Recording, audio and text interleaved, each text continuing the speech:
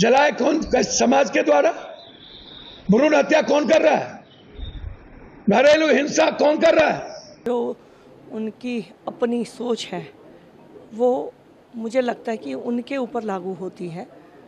उनकी पत्नी भी पॉलिटिक्स में है और किसी भी घर परिवार की बेटी जब पॉलिटिक्स में होती हैं मान सम्मान के साथ होती हैं, चाहे उनकी पत्नी हो या हम हो। पप्पू यादव जी, आप में अगर काबिलियत नहीं है, कुछ जीवन में जो आप चाहते होंगे नहीं आप बन पाए, तो कम से कम इसके लिए इस तरह के कमेंट करके खुद की मानसिकता को तो मत दिखाइए। राजा राममोहन राय और गुरु गोविंद सिंह जी ने तो बड़ी लड़ाई लड़ी थी। सती प्रथा खत्म कैसे हुआ? विधवा प्रथा खत्म कैसे हुआ? बांझपन की लड़ाई लड़ कैसे रहे? दहेज प्रथा खत्म किसने की थी? जलाए कौन? समाज के द्वारा। भ्रूण हत्या कौन कर रहा है? घरेलू हिंसा कौन कर रहा है? महिलाओं पे गिद्ध दृष्टि किसकी है? अमेरिका से लेकर के भारत तक नेताओं की। बिना नेता के रूम के बगैर 90% महिलाएं राजनीति कर ही नहीं सकती। ये तो हर दिन नेताओं का सीसीटीवी फुटेज। औरत को नोचने की एक नई संस्कृति बन गई। स्कूल जाओ बेटी का शोषण, कॉलेज जाओ रैगिंग के नाम पर शोषण, ऑफिस जाओ तब शोषण, कहीं भागीदारी नहीं। पप्पू यादव का जैसा माइंडसेट है और जो उनकी अपनी सोच है वो मुझे लगता है कि उनके ऊपर लागू होती है।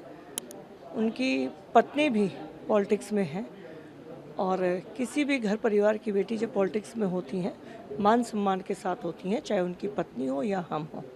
पप्पू यादव जी, आप में अगर काबिलियत नहीं है, कुछ जीवन में जो आप चाहते होंगे नहीं आप बन पाए, तो कम से कम इसके लिए इस तरह के कमेंट करके खुद की मानसिकता को तो मत दिखाइए। अपनी फ्रस्ट्रेशन को अपने अंदर रखिए।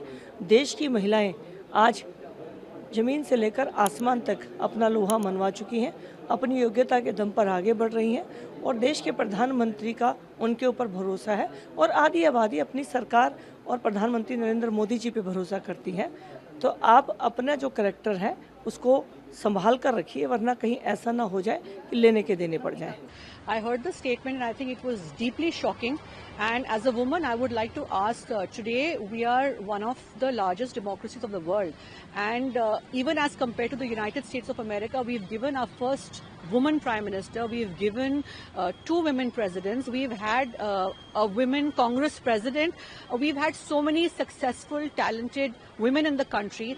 And to say something like this, especially to women politicians, and we have the best of them across the parliament now and so many more emerging ones, I think it is very shameful and very derogatory.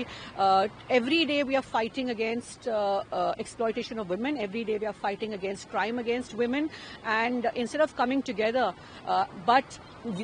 instead of coming together to support us women, to speak like this and speak ill about women, I think very, very shameful.